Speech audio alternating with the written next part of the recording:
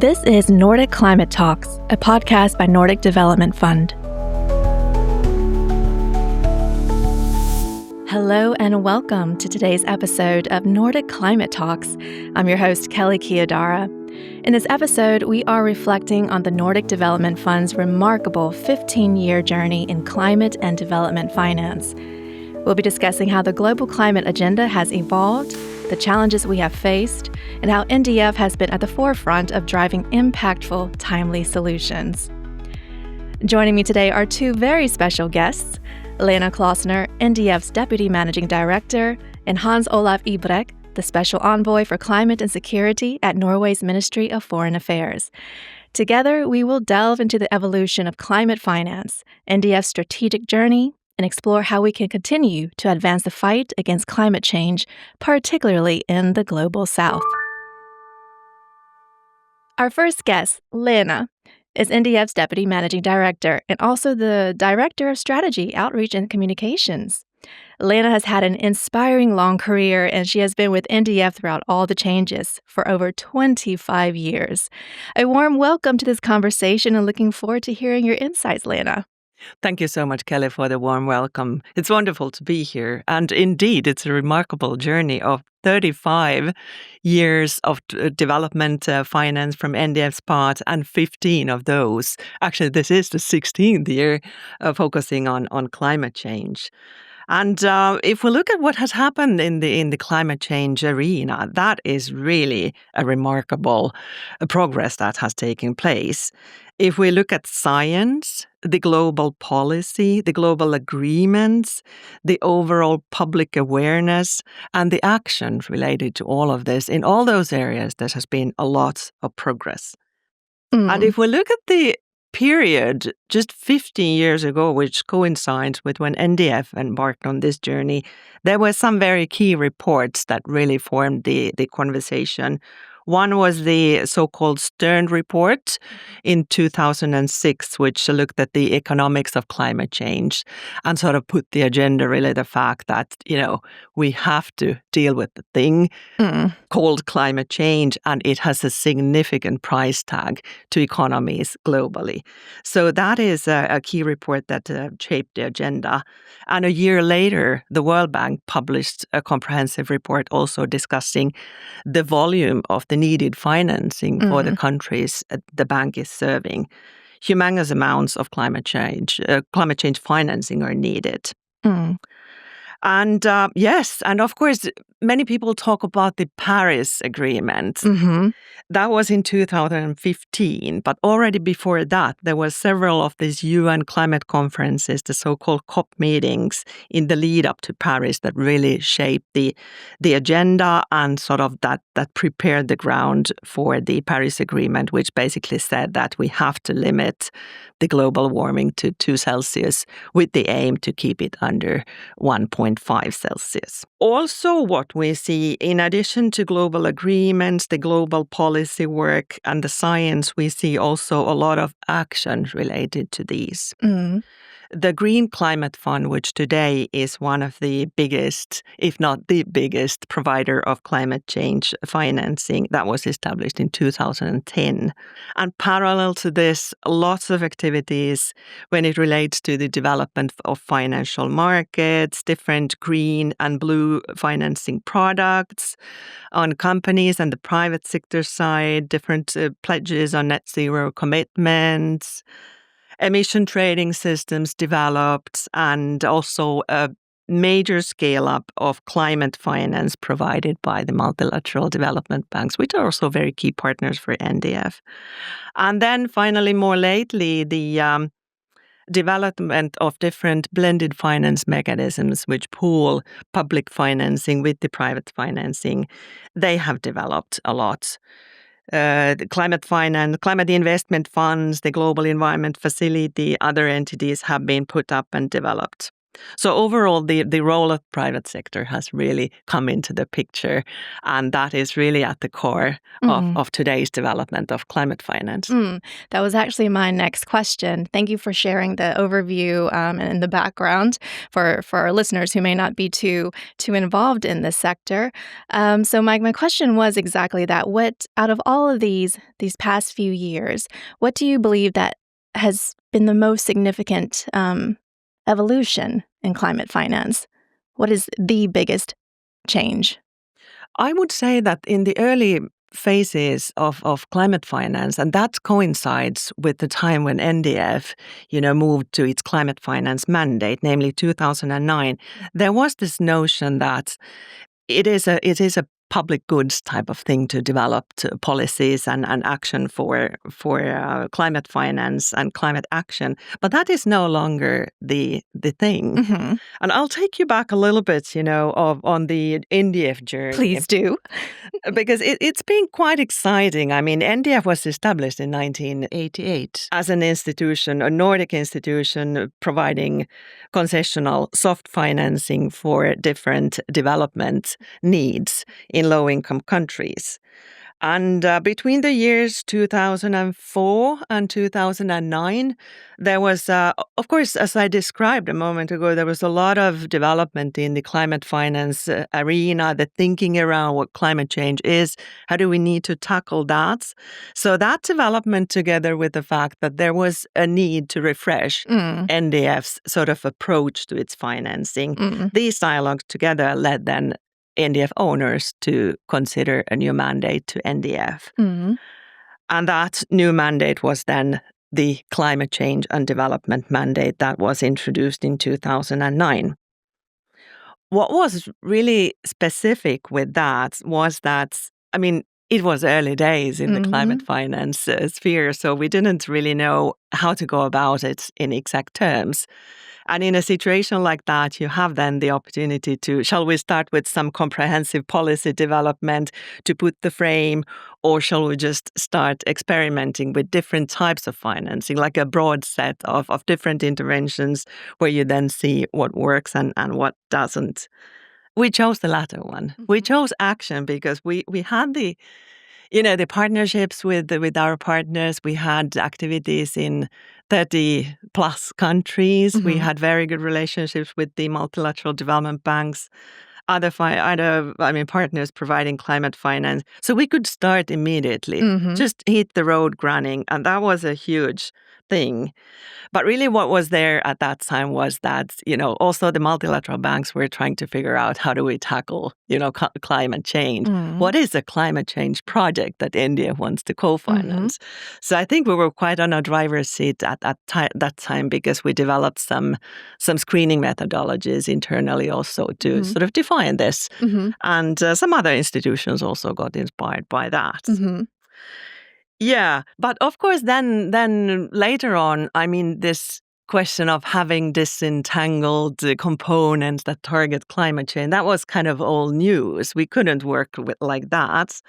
And then this sort of mainstreaming climate change action into projects and activities, everything the banks do, including us, that then came into the picture. So, of course, that gave an incentive for NDF also to think over its ways of working. And from 2015 onwards, one of the biggest changes was that we, instead of providing grants for some climate change components, we started giving out and providing different instruments, which goes very well hand in hand with the development of the private and public sector collaboration, realizing that it's not only a public goods, it's not sort of a duty for the public sector to take care of these needs, but the private sector has a role.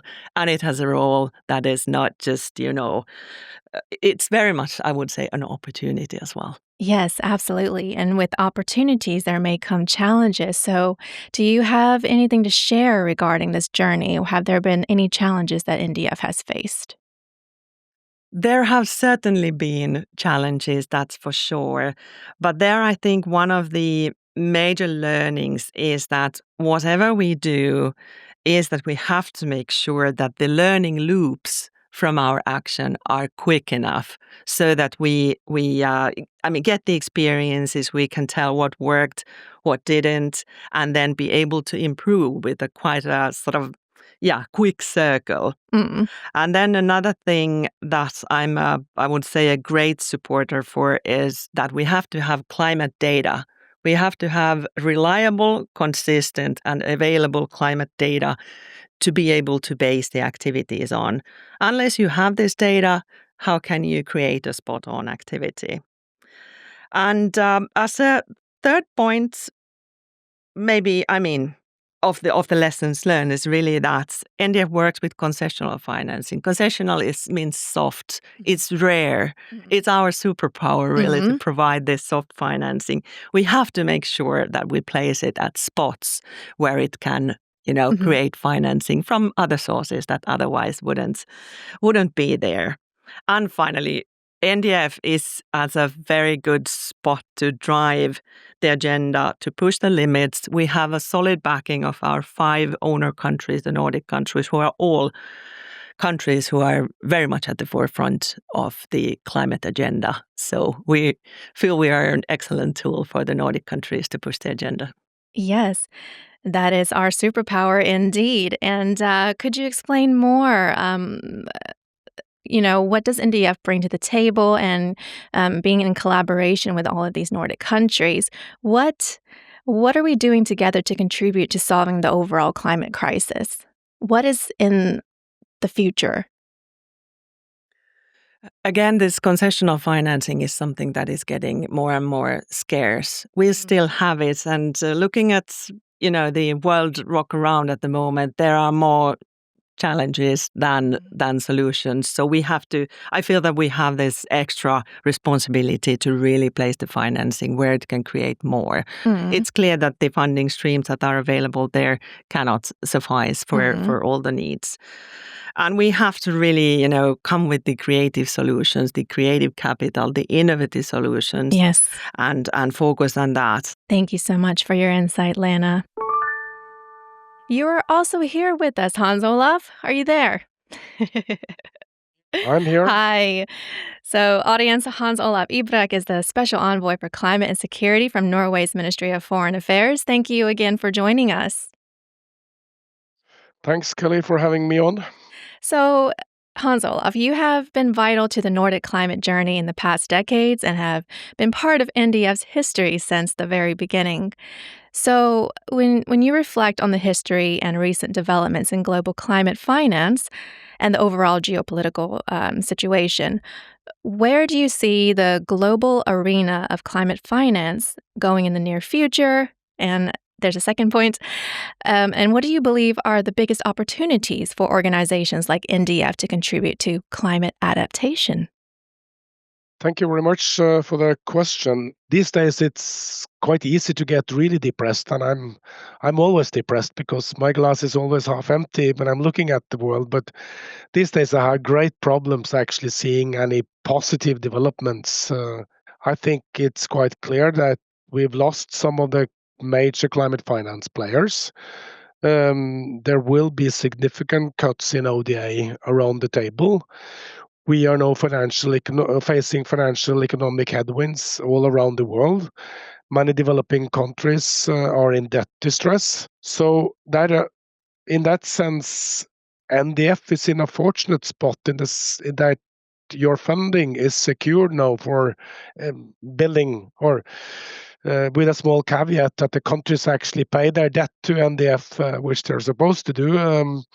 But in that sense, NDF will have the funding going forward.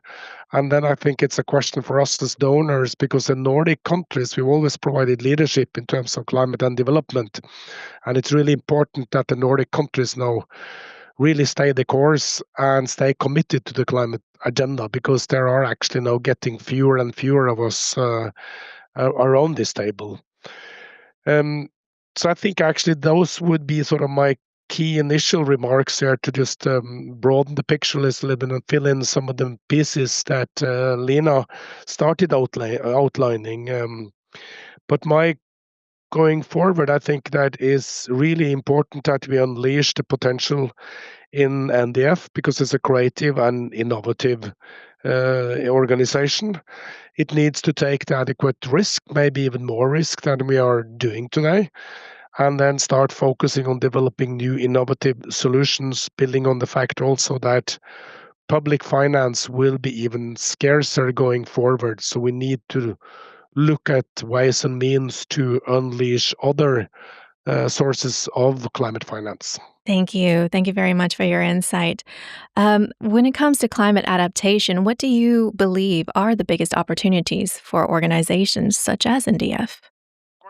Of course, there's are still discussions out there what is adaptation and how to really define it. And I increasingly see that many of the efforts that NDF is supporting, I'm also on the board of a Green Climate Fund, and when I look at our portfolio, there's basically what we label as cross-cutting projects, and I see the same in NDF. It's we tend to then support projects that have both adaptation as well as mitigation benefits. So for me, at the end of the day, I'm not too concerned about separating out whether it's adaptation or mitigation or not, because that's also I would say almost a negotiation, UNFCCC negotiation construct, that they've separated the world into adaptation and mitigation. But as an engineer, I'm trained as an engineer. That's my background. I'm used to doing stuff,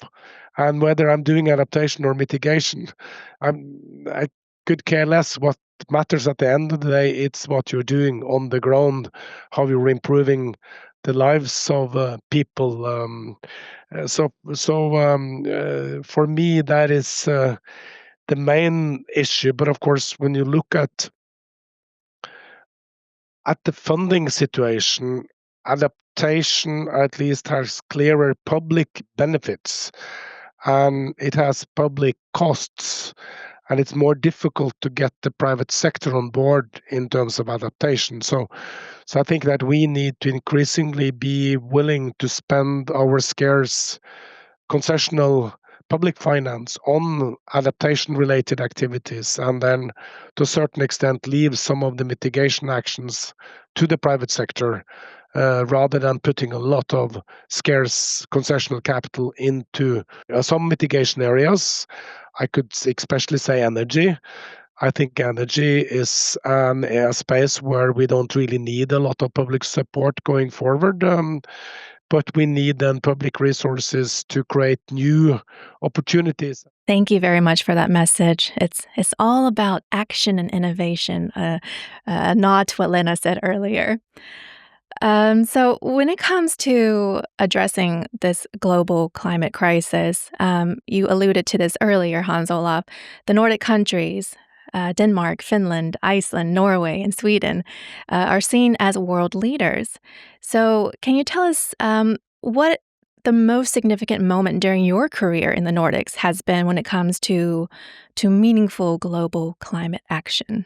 Of course, the Nordic countries has always been in the forefront when it comes to development issues. We've been strong supporters of ODA, and we've always been committed to environmental issues leading these efforts. At the same time, I think also something that we are not really good at communicating is that we, the Nordics, by and large, share the same values. We have the same priorities in terms of gender, indigenous people, equality, and etc. So in that sense, we carry a common voice. Thank you, Hans Olav. We have to bring more of that Nordic touch. We are slowly coming to our conclusion, but before we wrap up, I would like to ask a question to both of you. So this is a twofold question. How can we best accelerate climate action and mobilize more climate finance for our global goals? And, in essence, where do we need to do better? Thanks very much. And Hans Olav, you raised so many very important points. And I think one that I would like to pick on to mention further on is really the Nordic platform, the Nordic countries together Of course, we are sort of colored by what is happening around us at the moment and the big stress moments for development finance, climate finance, all of that. But we do have the Nordic values. It's a small group of countries, like-minded group of countries who share the values and all of that. There is a opportunity to build further on this and make it sort of our strength as a small region to something that we can use to accelerate and drive these questions. NDF, for instance, as an organization, we are not in the volume business. Mm-hmm. Our financing is relatively scarce, but it's more the niche, how we place the financing that can create the sort of the amplifying impact. And I think we should be very careful in how we place the financing. We are already today, but now I think there's an even more sort of a call for taking a serious action on that.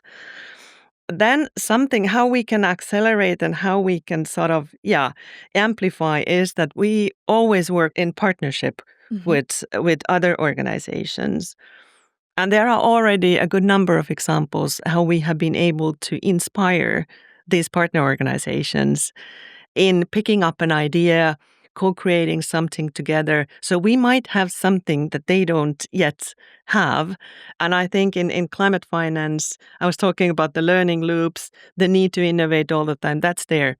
And we have an opportunity through the co-creation to really advance this way of working. Every little bit counts. Hans Olaf, how about you?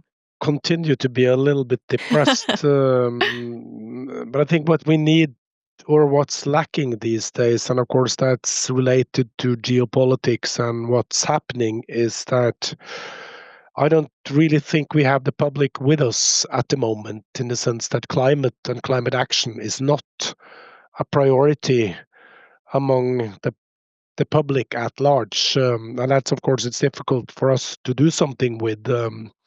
But we see now on opinion polls that it's, of course, the security, safety, and then, of course, it's the economy dominating the political discussions. And so I think what we need to make sure now that we get the young people, the youth, more active and sort of helping to beat the drum and start kicking our legs again and do something with our decision makers. But our decision makers are in general very good at listening to their constituency. That's why they are politicians. So for me, we need to get the broad-based public support back to climate action. NDF and also the broader climate finance landscape, we have to use the scarce resources that we will have as effectively as possible to get as most bang for the buck as possible, developing new market segments, and then try to pull in new actors that can support our efforts. Hans Olaf, Lena, thank you very much. I believe the key takeaway here is that with adversity and through collaboration, there is always opportunity. So thank you both for sharing your insights today. And that is all for today's episode. A big thank you again to Lena and Hans Olaf for sharing their invaluable insights on the transformation of climate finance over the last 15 years. And as we've learned today, while there are certainly challenges ahead, the collaborative efforts of the Nordic countries and organizations like NDF are making a significant impact on the global climate agenda. Thank you for tuning in, and be sure to join us in the next episode, where we'll dive deeper into the solutions and actions that can help accelerate climate finance for the future. Until next time, stay engaged and keep pushing for a greener, more sustainable world. This is Nordic Climate Talks, a podcast by Nordic Development Fund.